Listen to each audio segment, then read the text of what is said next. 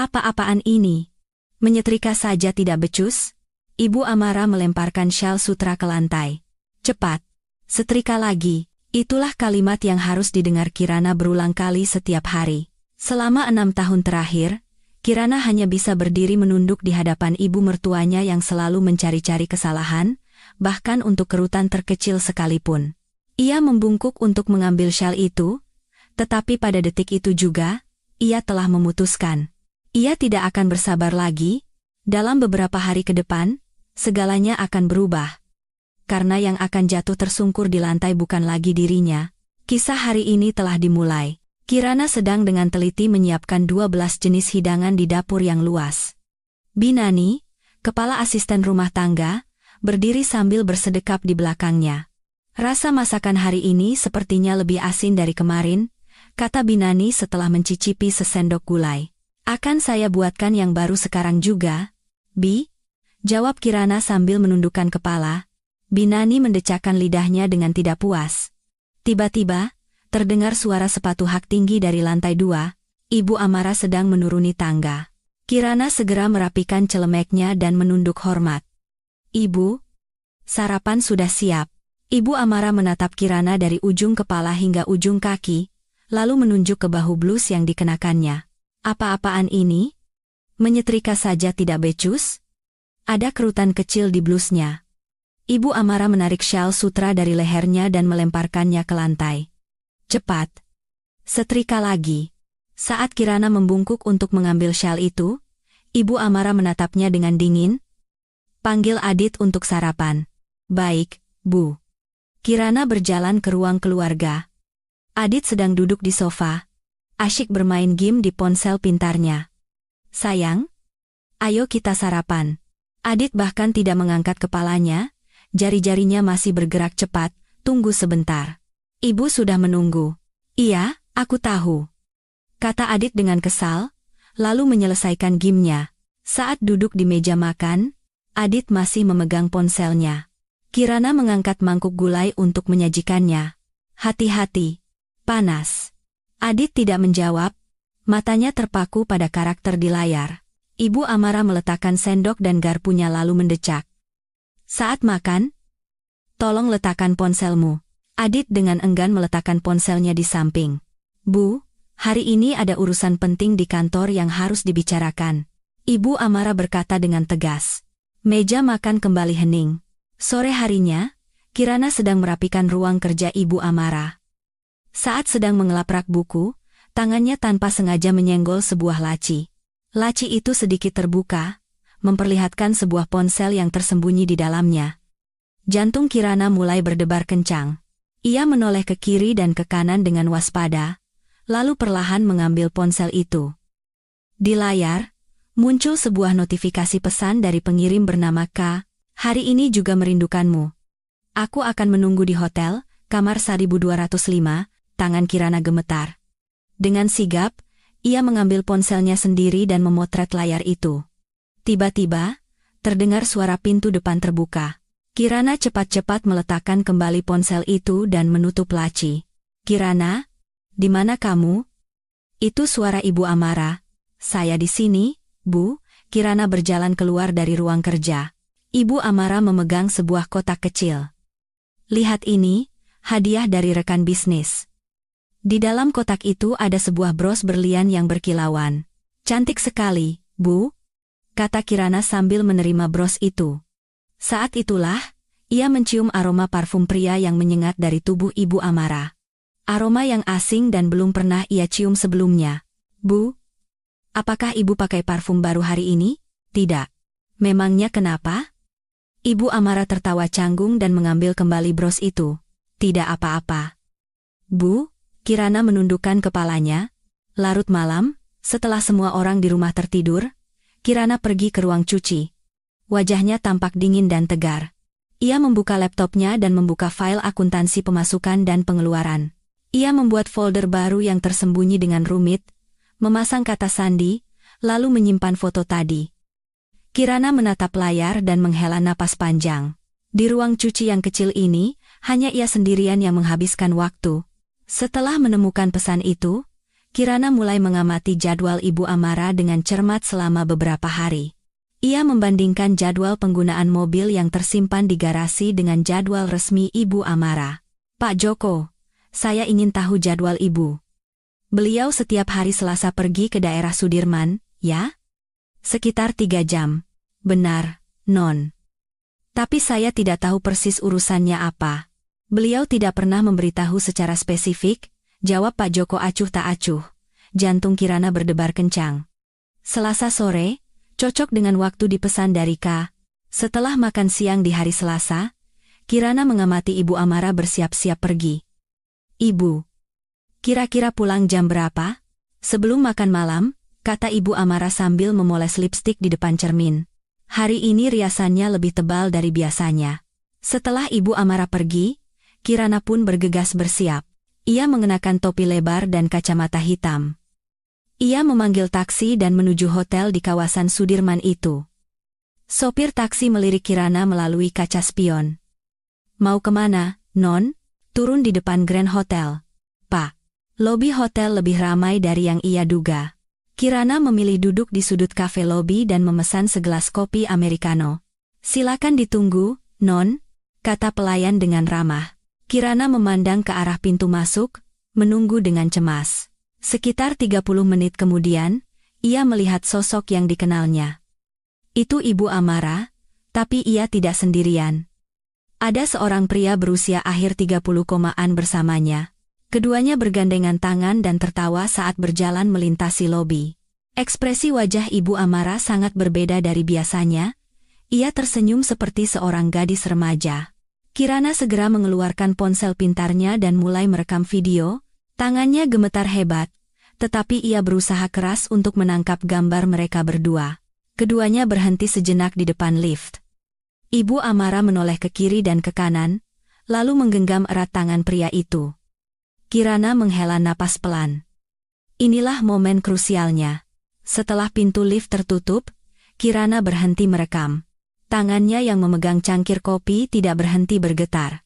Akhir pekan adalah hari kumpul keluarga. Adik perempuan Ibu Amara datang bersama suami dan anak-anaknya. Kirana, kapan nih ada kabar baik? Tanya adik Ibu Amara sambil menatapnya. Iya? Sudah berapa tahun menikah? Timpal Ibu Amara sinis. Anak zaman sekarang tidak suka punya anak, Bu. Kirana menatap Ibu Amara dengan perasaan tidak nyaman. Aku kan bicara fakta, kata Ibu Amara dingin. Adit berdeham dan membuang muka. Mas Adit, bagaimana pekerjaan di kantor? Keponakannya mencoba mencairkan suasana yang canggung. Biasa saja, ekonomi sedang lesu akhir-akhir ini, jawab Adit sekenanya. Kirana duduk diam di tempatnya, tidak ada yang menghiburnya. Larut malam, Kirana kembali ke kamar dan pura-pura tidur. Adit sedang berbicara di telepon dengan seseorang di ruang keluarga. Ibu kan tidak salah apa-apa. Kirana saja yang terlalu sensitif. Suara Adit terdengar samar dari balik pintu. Soal anak juga begitu. Seharusnya dia berusaha lebih keras. Iya, Ibu benar. Nanti aku coba bicara dengan Kirana. Kirana menarik selimut menutupi seluruh tubuhnya dan memejamkan mata. Ia merasa sesak napas. Keesokan paginya, Kirana bangun lebih awal dan membuka komputer Ibu Amara. Ia menggunakan hak akses administrator akun untuk memeriksa riwayat penggunaan kartu kredit perusahaan. Matanya terbelalak saat melihat daftar transaksi di layar. Ada pos pengeluaran yang tertera sebagai biaya jamuan untuk Bapak Kevin setiap hari Selasa, tetapi jumlahnya jauh berbeda dari biaya jamuan pada umumnya. Apa ini? Gumam Kirana pada dirinya sendiri. Ketika ia mengklik untuk melihat rincian akun biaya khusus, ia menemukan daftar yang lebih mengejutkan. Ada catatan pembelian setelan jas seharga 300 juta rupiah dari merek pakaian pria mewah, dan juga tanda terima pembelian jam tangan mewah seharga lebih dari 1 miliar rupiah dari butik jam tangan ternama. Kirana segera mengambil tangkapan layar dari daftar-daftar itu. Ia yakin nama Kevin ini adalah pria yang sama dengan yang ia lihat kemarin. Sekarang semuanya jelas. Kirana tertawa kecil, lalu menyimpan file-file itu, tatapan matanya menjadi sangat dingin. Beberapa hari kemudian, adalah hari Ibu Amara melakukan pemeriksaan kesehatan tahunan di rumah sakit. Kirana menyelesaikan pekerjaan rumah lebih cepat dari biasanya. Beliau akan kembali sore hari, Kan, Pak? Tanyanya pada Pak Joko. Iya, Non. Sekitar jam 3 sore. Kirana melihat jam. Ia masih punya waktu sekitar 1 jam. Kirana berjalan ke ruang kerja dan menatap brankas yang tersembunyi di balik lukisan di dinding. Ia teringat angka-angka yang sering digumamkan Ibu Amara. Kevin lahir tanggal berapa? Ya? Itulah yang dikatakan Ibu Amara pada dirinya sendiri beberapa hari yang lalu. Kirana menekan tombol angka di brankas dengan tangan gemetar. 3,1,4. 14 Maret. Mungkin ulang tahun Kevin. Brankas tidak terbuka. Kita pertama kali bertemu tanggal berapa, ya? Ia teringat ucapan Ibu Amara saat berbicara di telepon. Ia mencoba lagi. 1,025, 25 Oktober. Klik. Pintu brankas terbuka. Jantung Kirana serasa mau meledak. Di dalam brankas, ada berbagai perhiasan, beberapa USB berwarna hitam, dan sebuah buku kas tebal bersampul hitam. Kirana membuka buku kas itu. Apa ini? Di setiap halaman, tertulis angka-angka dalam jumlah fantastis. Ada nama-nama perusahaan seperti KM Consulting dan Vision Trading. Perusahaan dengan inisial K dan M dari Kevin. Uang sebanyak ini, gumam Kirana pelan. Ratusan miliar rupiah mengalir ke perusahaan-perusahaan cangkang ini setiap bulan. Kirana segera menggunakan ponsel pintarnya untuk memotret halaman-halaman penting dari buku kas itu. Tiba-tiba, terdengar suara pintu depan terbuka. Sudah pulang? Kirana melihat jam dengan kaget.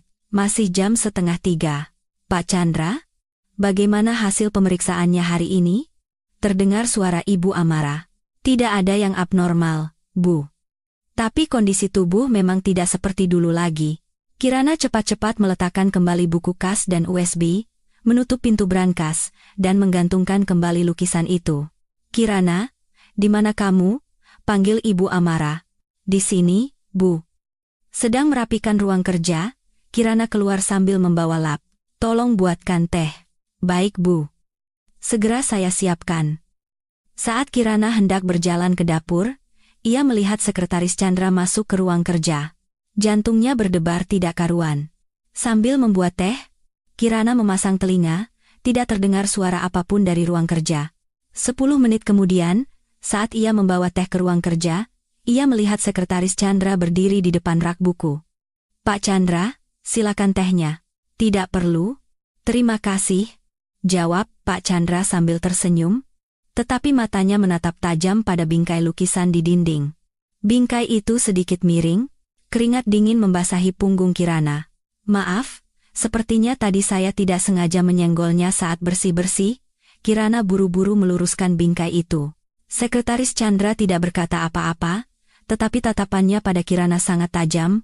Keesokan paginya, Sekretaris Chandra memanggil Kirana. Mulai sekarang, untuk urusan kebersihan ruang kerja, saya akan memanggil perusahaan jasa dari luar. Baik, Pak. Apakah saya melakukan kesalahan? Tidak. Ini perintah dari Ibu Direktur. Boleh saya tahu alasannya? Ini terkait peningkatan keamanan. Jadi akses harus dibatasi? Nada suara Sekretaris Chandra terdengar tegas. Kirana menunduk. Saya mengerti, Pak. Malam itu, setelah semua orang tidur, Kirana membuka laptop yang disembunyikan di ruang cuci. Ia memeriksa foto-foto yang telah diambilnya satu persatu. Ini sudah cukup, gumam Kirana pelan. Ia mengambil sebuah hard disk eksternal dan menyalin file-file itu, lalu menggunakan program enkripsi untuk mengamankannya. Pekerjaannya baru selesai pukul 3 pagi. Kirana menyimpan hard disk itu di dalam sebuah tas kecil. Beberapa hari kemudian, saat ia pamit untuk mengunjungi orang tuanya, Ibu Amara menunjukkan wajah tidak suka. Jangan lama-lama. Baik, Bu. Di rumah orang tuanya, Kirana duduk minum teh bersama ibunya dan mengobrol. Kamu kelihatan kurusan. Nak, tidak apa-apa, Bu. Apa Ibu Amara membebanimu terlalu berat? Tidak, Bu. Saya hanya belum terbiasa. Saat ibunya pergi, Kirana naik ke kamar lamanya. Ia menyembunyikan hard disk eksternal itu di bagian paling dalam rak buku. Sekarang aman. Wajah Kirana menunjukkan senyum lega. Dalam perjalanan pulang ke rumah Ibu Amara, Kirana menatap keluar jendela. Tekad yang kuat terbentuk di dalam hatinya. Waktunya untuk memulai, katanya pada diri sendiri dengan suara pelan. Sinar matahari senja mewarnai wajahnya dengan semburat kemerahan. Akhir pekan, Kirana pergi ke rumah orang tuanya lagi. Ibunya menyambutnya dengan hangat. Sering sekali datang. Ada apa? Tidak apa-apa, Bu. Ayah ada? Nada suara Kirana berbeda dari biasanya. Ada di ruang kerjanya. Kenapa? Ada hal penting yang harus aku bicarakan dengan ayah. Ibunya mengangguk melihat ekspresi serius putrinya. Kirana mengetuk pintu ruang kerja ayahnya. Ayah, boleh aku masuk? Masuklah. Pak Widjoyo, mantan jaksa agung, melepas kacamatanya dan menatap putrinya. Kirana meletakkan hard disk eksternal dan ponsel pintarnya di atas meja. Ayah, tolong lihat ini. Apa ini? Bukti korupsi Ibu Amara. Wajah Pak Widjoyo berubah menjadi serius. Kirana perlahan menceritakan semua yang terjadi selama beberapa minggu terakhir. Selain perselingkuhan, dia juga menggelapkan uang perusahaan untuk membiayai pria itu, katanya sambil menunjukkan foto-foto dan isi buku kas. Jumlah uang sebesar ini sudah lebih dari sekadar penggelapan biasa. Pak Widjoyo memeriksa data itu dengan teliti. Kamu sendiri, baik-baik saja? Ayahnya menggenggam tangan putrinya. Aku baik-baik saja, ayah. Sekarang aku sudah memutuskan. Suara Kirana penuh dengan keteguhan. Ini bisa berbahaya. Aku tahu. Tapi aku tidak tahan lagi. Pak Widjoyo menatap putrinya cukup lama, lalu ia mengambil buku telepon dari laci. Pertama, kita harus urus perceraianmu dulu. Setelah itu, baru kita sebarkan informasi ini. Pak Widjoyo mulai menelepon beberapa nomor. Halo, Pak Direktur. Saya Widjoyo. Mantan rekan kerja Anda di OJK. Ada hal mendesak yang ingin saya bicarakan. Selanjutnya, ia menghubungi pimpinan sebuah kantor berita. Halo, redaktur. Saya sendiri. Ada berita besar yang akan saya berikan. Kirana mendengarkan ayahnya menelepon dan merasa lega. Ayah, terima kasih banyak. Dibandingkan dengan penderitaan yang kamu alami, ini bukan apa-apa. Suara Pak Widjoyo mengandung kemarahan. Saat kembali ke rumah, Kirana menjalani hidup seperti biasa, seolah tidak terjadi apa-apa. Selama beberapa hari, baik Ibu Amara maupun Adit tidak menyadari perubahannya. Kamis malam, Kirana menyerahkan sebuah dokumen kepada Adit. Apa ini? Surat cerai. Adit mengambil dokumen itu. Tiba-tiba, ada apa ini? Aku rasa kita tidak bisa bersama lagi. Suara Kirana terdengar tenang. Kamu sudah gila? Saat Adit hendak membentak, Ibu Amara keluar ke ruang keluarga. Ada apa ribut-ribut? Bu? Kirana tiba-tiba minta cerai. Ibu Amara melirik dokumen itu.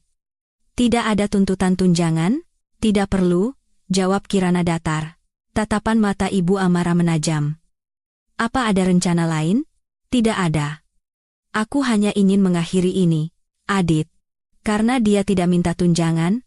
Apa yang kamu pikirkan lagi? Ibu Amara mendesak putranya. Tapi, Bu, kamu bisa hemat banyak uang. Cepat tanda tangani. Ucapan Ibu Amara membuat Adit ragu, lalu ia mengambil stempelnya. Kamu tidak akan menyesal? Tidak. Kirana mengangguk. Adit dengan enggan menempelkan stempelnya pada dokumen itu.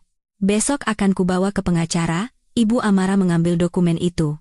Malam itu, Kirana mengemasi barang-barang pentingnya ke dalam sebuah tas kecil. Ia hanya membawa beberapa setel pakaian dan dokumen penting. Ia diam-diam menyembunyikan tas itu di bagasi mobilnya. Terakhir, ia menelusuri dapur yang pernah ia urus, tempat ia harus berdiri setiap hari selama 6 tahun terakhir. Selamat tinggal, gumamnya pelan, lalu mematikan lampu. Saat kembali ke kamar, Kirana menatap Adit yang sedang tidur. Wajah suaminya yang terlelap tampak asing. Semoga kamu beruntung. Kirana berbalik dengan wajah dingin dan merebahkan diri. Ia tidak bisa tidur memikirkan bahwa besok segalanya akan berubah. Pukul 5 pagi, Kirana bangun diam-diam dan mengirim pesan kepada ayahnya. Sudah siap. Tak lama kemudian, sebuah pesan balasan masuk. Kamu sudah lama bersabar, nak. Hari ini akan menjadi awal yang baru. Senyum kecil muncul di wajah Kirana.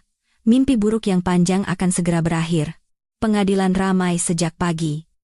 Kirana, mengenakan setelan hitam, turun dari mobil. Angin dingin bulan November meniup rambutnya.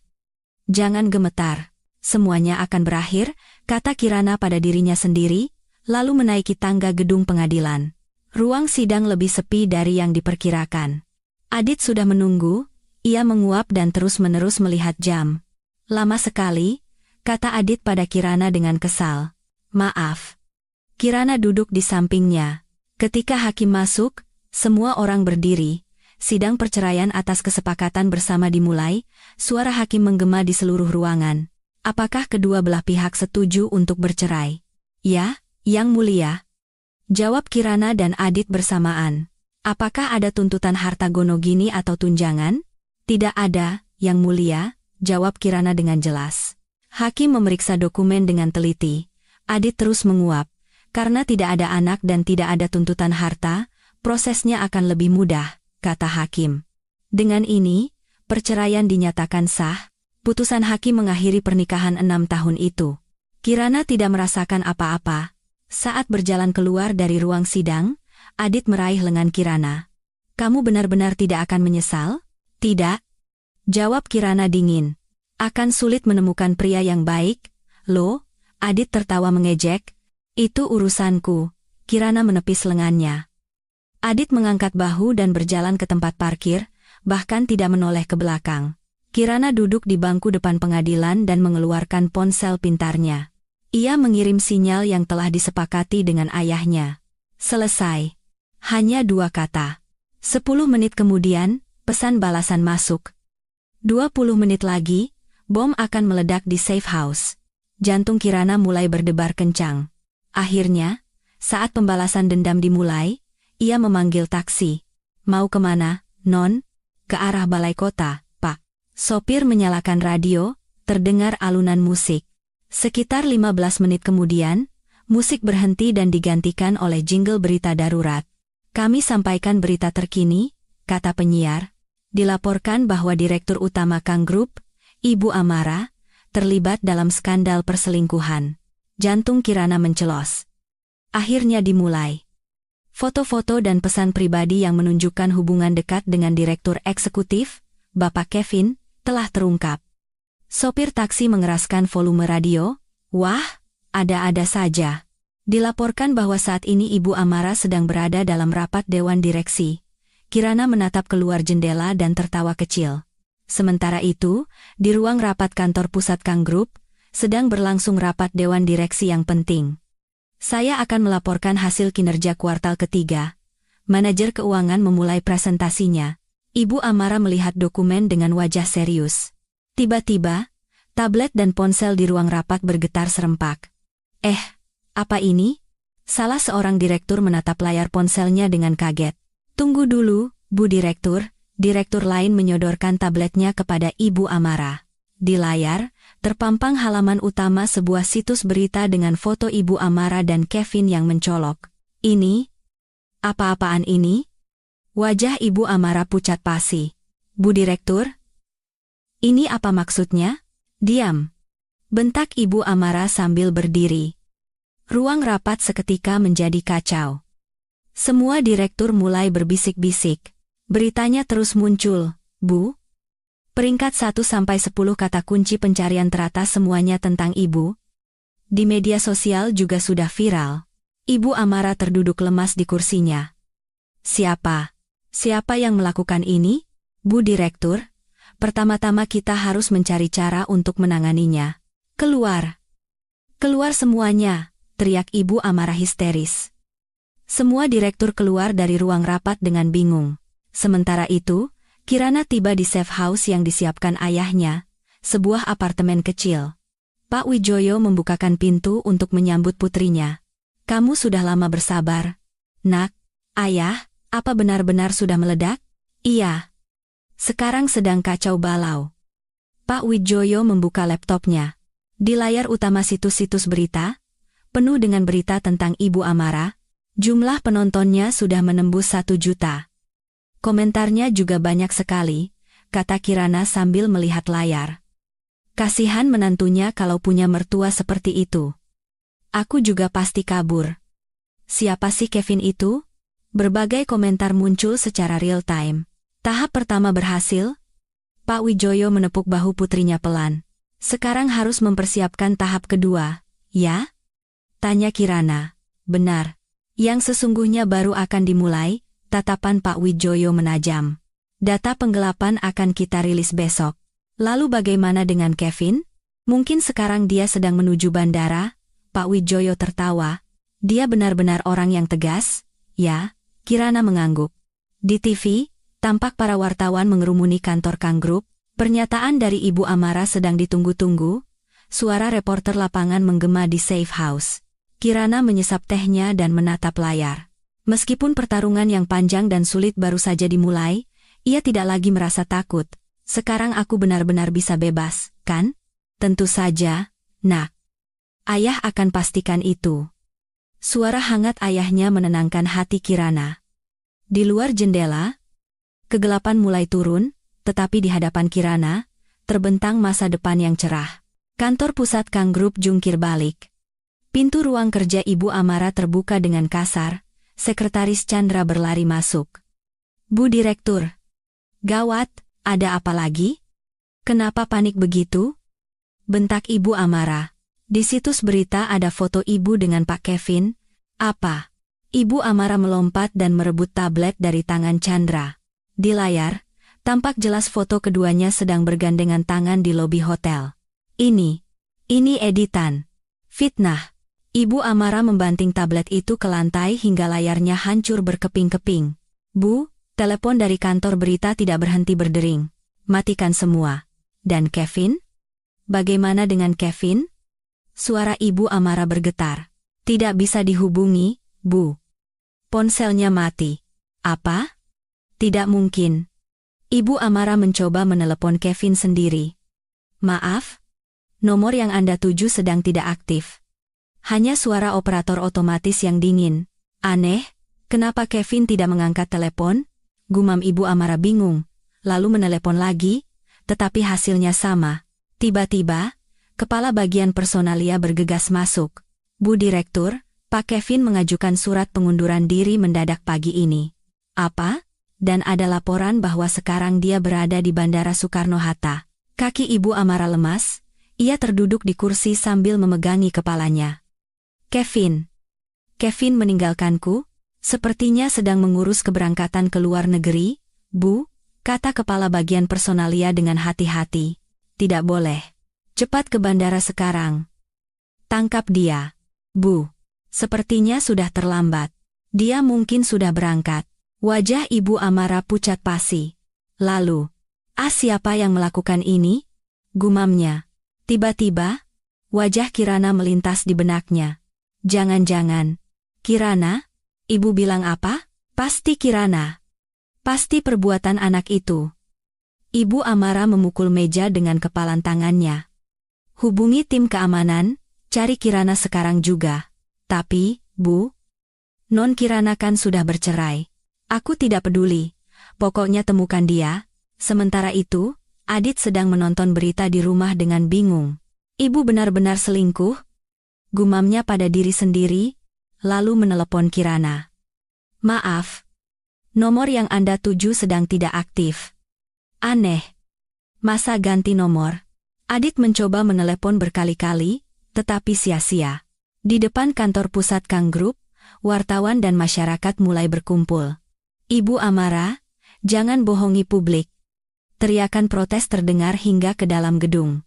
Kediaman Ibu Amara juga sama, para wartawan mencoba mengintip dari balik pagar. Bu Direktur, begini tidak bisa. Kita harus mengeluarkan pernyataan resmi, kata kepala bagian humas dengan cemas. Pernyataan apa? Ini semua bohong. Tapi bukti fotonya sangat jelas, Bu. Teknologi sekarang canggih, apa saja bisa diedit, kata Ibu Amara keras kepala. Sebaiknya kita adakan konferensi pers untuk klarifikasi dulu, Bu. Baiklah. Siapkan sekarang juga. 2 jam kemudian, di lobi lantai 1 kantor pusat Kang Group, sebuah konferensi pers darurat diadakan. Di tengah kilatan lampu kamera, Ibu Amara naik ke atas panggung. Sikap angkuhnya yang biasa telah hilang sama sekali. Saya memprotes keras fitnah keji yang ditujukan kepada saya hari ini, kata Ibu Amara dengan suara bergetar. Bu, fotonya sangat jelas. Apakah Anda masih bersikeras itu editan? Tanya seorang wartawan dengan tajam. Zaman sekarang, teknologi bisa melakukan apa saja. Semuanya bisa diedit. Lalu bagaimana dengan hubungan Anda dengan Pak Kevin? Dia adalah karyawan yang berbakat di perusahaan kami, jawab Ibu Amara terbata-bata. Kenapa Anda menggunakan kata adalah? Seolah itu masa lalu, dia mengundurkan diri karena alasan pribadi. Keberangkatannya yang mendadak ke luar negeri pada hari foto ini bocor, apakah itu kebetulan? Pertanyaan wartawan semakin tajam. Wajah Ibu Amara mulai berkeringat. Saya dikhianati oleh orang yang saya percayai. Tiba-tiba, suara Ibu Amara mulai bergetar. Orang yang saya anggap seperti keluarga sendiri justru menusuk saya dari belakang, katanya sambil berpura-pura mengusap air mata. Apakah Ibu menuduh seseorang secara spesifik? Itu tidak bisa saya katakan. Ibu Amara menggunakan sapu tangan untuk menyeka sudut matanya. Namun, para wartawan tidak bersimpati. Bagaimana Anda akan menjelaskan penggunaan kartu kredit perusahaan untuk membeli barang-barang pribadi untuk Pak Kevin? Apa? Ibu Amara terkejut. Ditemukan transaksi pembelian setelan jas seharga 300 juta dan jam tangan senilai lebih dari 1 miliar. Itu untuk keperluan pekerjaan perusahaan. Barang yang dibeli atas nama pribadi juga untuk keperluan pekerjaan? Rentetan pertanyaan wartawan semakin gencar. Ibu Amara tidak bisa menjawab dengan jelas, hanya tergagap. Tidak ada pertanyaan lagi, ia buru-buru bangkit dan mencoba meninggalkan ruang konferensi. Bu. Satu pertanyaan lagi. Bisakah Anda meminta maaf kepada publik? Para wartawan berlari mengejarnya. Ibu Amara dikelilingi oleh petugas keamanan dan bergegas menuju lift. Tidak ada komentar. Tidak ada yang perlu dikatakan. Kilatan lampu kamera terus menyala hingga pintu lift tertutup. Sementara itu di safe house, Pak Wijoyo yang sedang memantau situasi tersenyum. Saatnya menggunakan kartu as yang sebenarnya. Maksud ayah? Tanya Kirana. Besok kamu akan tahu. Saatnya meledakkan bom yang sesungguhnya. Pak Wijoyo membuka laptopnya. Layarnya penuh dengan data tentang dana gelap Kang Group. Mulai besok, neraka yang sebenarnya akan dimulai. Kirana menatap ayahnya dan mengangguk.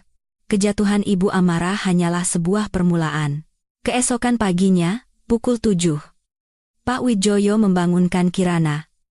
Kirana, bangun, nak. Iya, ayah.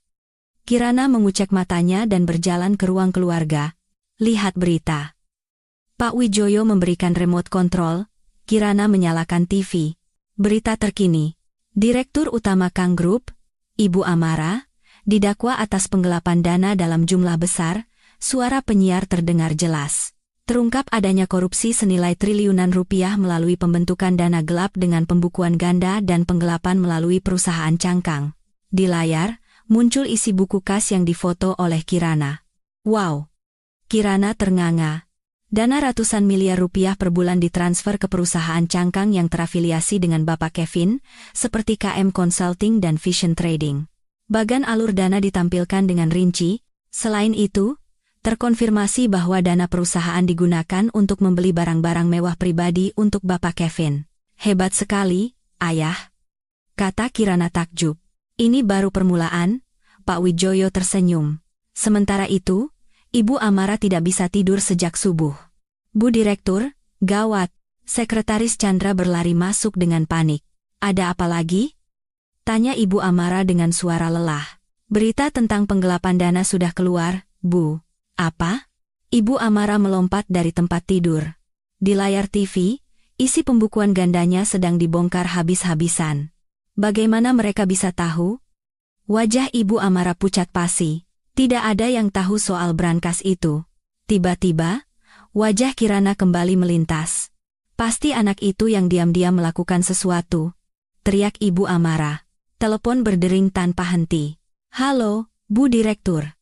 Kejaksaan menghubungi. Mereka akan melakukan penggeledahan dan penyitaan aset siang ini. Suara kepala bagian hukum bergetar. Apa? Secepat itu? di kantor pusat dan di rumah. Bu, Ibu Amara terduduk lemas dan menjatuhkan teleponnya. Pukul 2 siang, mobil tim penyidik khusus kejaksaan tiba di depan kantor pusat Kang Group. Ini surat perintah penggeledahan. Para penyidik masuk ke dalam gedung, menyita semua komputer dan dokumen. Buka brankasnya. Di mana buku kasnya? Para karyawan panik. Ibu Amara gemetar di ruang kerjanya. Tidak mungkin. Kode brankas hanya aku yang tahu, gumamnya sambil memegangi kepala. Bu. Kita keluar lewat pintu belakang saja, usul Chandra. Ya, kita harus kabur dulu. Ibu Amara mengangguk. Tetapi di pintu belakang, para wartawan sudah menunggu. Bu Direktur, Anda sudah keluar? Tolong katakan sesuatu tentang tuduhan penggelapan ini. Kilatan lampu kamera menyilaukan. Minggir. Minggir. Bentak Ibu Amara sambil mendorong wartawan. Tiba-tiba, seorang penyidik dari kejaksaan menghampirinya.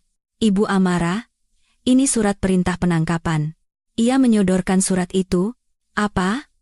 Surat penangkapan? Ibu Amara mundur. Surat perintah penangkapan dikeluarkan atas tuduhan penggelapan dan penyalahgunaan aset. Tidak. Aku tidak mau pergi. Ibu Amara jatuh terduduk di lantai dan berteriak. Aku difitnah. Aku difitnah. Bu, tenang, Bu. Para penyidik mencoba membantunya berdiri. Jangan sentuh aku. Jangan sentuh.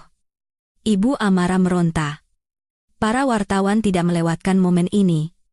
Akhirnya, Ibu Amara diborgol dan digiring ke mobil penyidik. Seluruh adegan itu disiarkan langsung ke seluruh negeri. Sementara itu, Adit dipanggil ke kantor kejaksaan pada sore harinya. Bapak Adit, tolong jelaskan rincian penggunaan dana dari dana gelap ini. Saya tidak tahu apa-apa, jawab Adit dengan suara gemetar. Saya hanya melakukan apa yang diperintahkan ibu saya. Lalu uang yang ditransfer ke rekening atas nama Anda? Digunakan untuk apa? Itu? Untuk biaya hidup sehari-hari. 2 miliar rupiah sebulan untuk biaya hidup? Suara penyidik terdengar dingin. Adit tidak bisa menjawab dengan jelas. Saat keluar dari pemeriksaan, Adit dikerumuni wartawan. Bapak Adit, apakah Anda tahu tentang korupsi yang dilakukan ibu Anda? Saya tidak tahu apa-apa. Jawab Adit dengan wajah ketakutan. Ada rumor bahwa istri Anda yang melaporkannya. Apakah itu benar, Kirana? Tidak mungkin. Wajah Adit pucat pasi. Pada saat yang sama, di Bursa Efek, saham Kang Group anjlok. Saham Kang Group anjlok menyentuh batas bawah. Harga saham turun 30% hanya dalam 10 menit setelah pasar dibuka. Para pemegang saham mengadakan rapat Dewan Direksi Darurat. Kami mengusulkan mosi tidak percaya untuk mencopot Ibu Amara dari jabatan Direktur Utama. Yang setuju silakan angkat tangan. Mosi pencopotan Ibu Amara disetujui secara aklamasi. Berita Malam melaporkan penangkapan itu sebagai berita utama. Surat perintah penangkapan telah dikeluarkan untuk Ibu Amara dan 3 orang kaki tangannya. Kerugian diperkirakan mencapai lebih dari 5 triliun rupiah. Kirana yang menonton berita di Safe House menghela napas panjang. Akhirnya selesai juga, ya? Belum sepenuhnya. Masih ada persidangan, kata Pak Widjoyo. Tapi bagian tersulit sudah lewat. Sementara itu, Adit sedang duduk minum sendirian di rumah. Kirana, di mana kamu? Gumamnya mabuk. Aku salah. Maafkan aku. Tetapi nomor telepon Kirana tetap tidak bisa dihubungi. Hanya telepon dari penagih utang yang terus berdering. Kapan mau bayar utang? Bayar bunganya dulu saja. Adit tidak mengangkat telepon, hanya terus minum. Di TV, gambar ibunya yang diborgol terus diputar ulang. Semua ini karena Kirana, gumam Adit penuh dendam. Tetapi Kirana telah lenyap dari hidupnya. Bersamaan dengan runtuhnya Kang Group, hidup Adit juga ikut hancur. Tuntutan ganti rugi dan kompensasi yang harus ia tanggung bernilai triliunan rupiah. Benar-benar sudah berakhir. Adit menghela napas sambil menatap botol kosong. Di luar rumah, suara para wartawan masih terdengar. 3 bulan setelah skandal itu meledak, kediaman mewah Ibu Amara menjadi sunyi. Di gerbang depan, terpasang papan sita berwarna merah. Taman yang dulu indah kini dipenuhi rumput liar. Di kolam, daun-daun kering mengapung. Ibu Amara terbangun di sel isolasi penjara. Ia mengenakan seragam tahanan abu-abu, penampilannya menyedihkan. Amara, ada yang besuk, seorang sipir membuka pintu sel. Siapa? Pengacara? Ibu Amara bergegas ke ruang besuk dengan langkah lelah.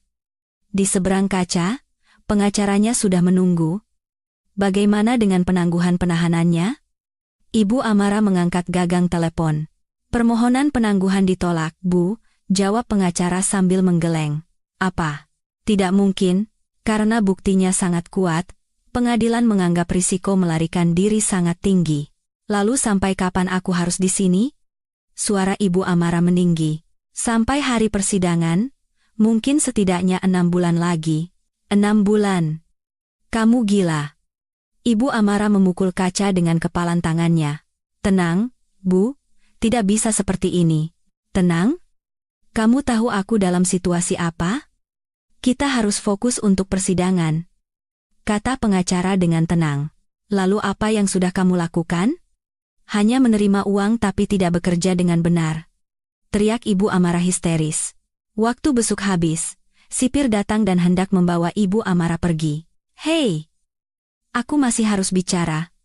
Teriak Ibu Amara sambil diseret keluar. Sementara itu, Adit sedang mabuk di apartemen sewaannya. Tumpukan surat tagihan menggunung.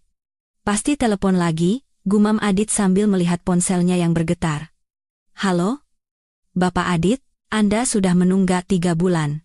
Sekarang tidak punya uang, jawab Adit terbata-bata. Kapan bisa bayar? Beri saya waktu sedikit lagi. Kami tidak bisa menunggu lagi. Kami akan proses secara hukum. Tunggu. Panggilan diputus. Adit melempar ponselnya. Sial. Hidup macam apa ini? Ia menenggak botol minuman keras hingga tetes terakhir. Kirana? Di mana kamu? Adit menelepon nomor Kirana. Maaf? Nomor yang Anda tuju. Masih suara operator otomatis yang dingin. Maafkan aku. Sungguh maaf. Adit menunduk dan menangis. Sementara itu, di sebuah gedung di Jakarta, Kirana sedang sibuk. Sebuah papan bertuliskan studio memasak Kirana tergantung di depan. Penataan meja seperti ini sepertinya bagus, katanya kepada staf perusahaan interior sambil memberi isyarat. Baik, Bu. Siap, meja masaknya tolong direndahkan sedikit lagi, ya? Siap, Bu. Akan kami perbaiki. Wajah Kirana berseri-seri penuh kehidupan. Untuk pertama kalinya dalam 6 tahun, ia membangun ruangannya sendiri. Akhirnya ini benar-benar milikku, ia tertawa kecil. Sore harinya, Kirana berjalan keluar gedung. Ia menarik napas dalam-dalam dan menatap langit. Segar sekali. Sinar matahari terasa hangat. Tiba-tiba, terdengar suara mobil yang familiar. Pak Wijoyo turun dari mobil dan menghampiri putrinya. Anak ayah. Capek ya hari ini. Ayah, kapan datang? Kirana tersenyum cerah menyambut ayahnya. Baru saja sampai. Bagaimana studionya? Sudah mulai terlihat bagus. Minggu depan sudah bisa dibuka. Wah, sudah ada yang mendaftar kursus? Sudah. Ayah? Kata Kirana gembira. Baguslah. Akhirnya kamu bisa mengejar mimpimu. Pak Wijoyo menepuk bahu putrinya pelan. Ini semua berkat ayah. Apa-apaan. Kamu bisa melakukannya karena usahamu sendiri. Keduanya masuk ke dalam mobil. Malam ini makan apa kita? Kata Pak Wijoyo, sambil menyalakan mesin. Biar aku yang masak di rumah. Oh ya? Mau masak apa? Sayur asem kesukaan ayah? Bagaimana? Wah, boleh juga. Sudah lama tidak mencicipi masakan putri ayah. Pak Wijoyo tersenyum bahagia. Harus beli sayurannya dulu. Kalau begitu kita mampir ke supermarket dulu, ya? Iya. Tahu juga. Sama kangkung. Telur juga sepertinya sudah habis. Benar? Harus beli telur. Ayah dan anak itu mengobrol dengan alami.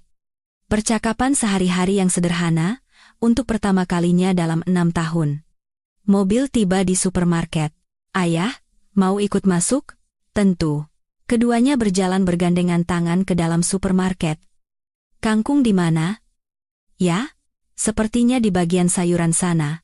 Tahu di bagian pendingin. Kirana memandu ayahnya dengan cekatan. Pak Wijoyo menatap putrinya yang ceria dan merasa bahagia. Setelah selesai berbelanja dan kembali ke mobil, Kirana menatap keluar jendela. Sinar matahari senja mewarnai langit dengan warna kemerahan. Cantik sekali, gumam Kirana pelan. Apanya? Langitnya. Pak Wijoyo ikut menatap keluar jendela. Iya. Cantik sekali. Hari ini cuacanya bagus. Iya. Iya, hari yang sangat baik. Senyum santai muncul di wajah Kirana. Mobil mulai meninggalkan pusat kota. Hiruk-pikuk dan kesesakan kota besar perlahan memudar. Sekarang rasanya benar-benar bebas. Kata Kirana sambil menarik napas dalam-dalam. Benar. Inilah hidupmu sekarang. Aku takut sekaligus bersemangat. Tentu saja, karena ini adalah awal yang baru, jawab Pak Wijoyo dengan hangat. Mobil berbelok ke jalan pinggiran kota. Jalan yang lebar dan lengang terbentang di depan. Kirana menatap pemandangan yang berlalu di luar jendela dan tenggelam dalam pikirannya. 6 tahun terakhir yang penuh penderitaan muncul di benaknya. Tapi sekarang, semua itu hanyalah masa lalu. Di hadapannya, hanya ada jalannya sendiri yang menanti. Ayah, terima kasih banyak. Terima kasih untuk apa? Ayah hanya melakukan apa yang seharusnya. Tanpa ayah, tidak akan ada hari ini. Itu karena kamu punya keberanian, makanya bisa berhasil. Pak Wijoyo menatap putrinya dengan bangga. Mobil terus melaju ke depan. Saat matahari terbenam, langit perlahan menjadi gelap. Tetapi hati Kirana lebih terang dari sebelumnya. Ia melihat sawah luas yang terhampar di luar jendela. Di jalan yang tak berujung, lampu-lampu jalan mulai menyala satu persatu. Kirana tersenyum dan menatap ke depan. Hidup baru sedang menantinya. Kirana telah menanggung penderitaan selama 6 tahun, dan pada akhirnya, ia mendapatkan kebebasannya. Terkadang, kesabaran bukanlah satu-satunya kebajikan, keberanian untuk membela diri sendiri, justru yang paling dibutuhkan. Kebenaran pada akhirnya akan terungkap, dan perbuatan buruk pasti akan mendapat balasannya. Semoga ini menjadi penyemangat bagi semua orang yang sedang mencari jalannya sendiri, dan tidak menyerah meski dalam kegelapan, seperti Kirana.